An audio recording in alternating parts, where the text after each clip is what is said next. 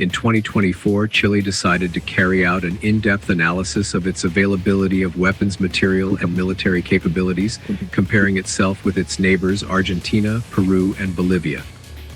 This review seeks not only to evaluate the country's deterrent power, but also to establish a strategic framework that allows planning its security and regional stability in the future. The relationship between these countries is marked by a complex history of conflicts and agreements. They range from border tensions to cooperation agreements. Argentina, for example, has shown a steady interest in maintaining its military capability despite budgetary limitations. Peru, on the other hand, has modernized part of its weaponry in recent years, a move that Chile observes with attention given the historically sensitive relationship between the two. Bolivia, although it has a more limited military capacity and a lower investment in defense, also maintains an interest in strengthening its armed forces to protect its territory.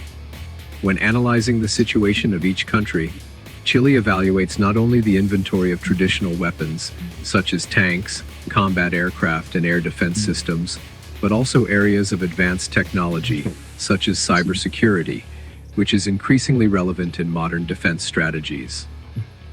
This analysis reveals that while Chile has invested in technology and training in specific areas, some of its neighbors are also advancing in strategic capabilities. Regarding the differences in military equipment, Argentina faces economic challenges that impact its ability to maintain and update its military equipment. However, it continues to retain significant strength. Peru, for its part, has focused part of its efforts on modernizing its air and armored fleet, increasing its defense capacity. Bolivia, on the other hand, has notable economic limitations, which influence its military development capacity, although its armed forces fulfill effective territorial defense functions for Chile. The availability of military equipment and the strength of its armed forces represent not only a means of national defense, but also a way to strengthen diplomacy.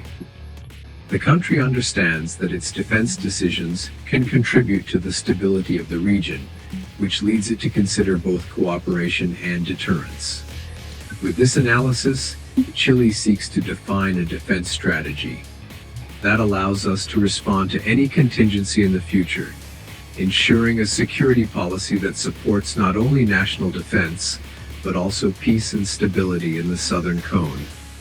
My opinion is that this analysis of Chile's defense availability and capabilities compared to its neighboring countries is a very pertinent strategic measure, especially in the context of Latin American security in 2024.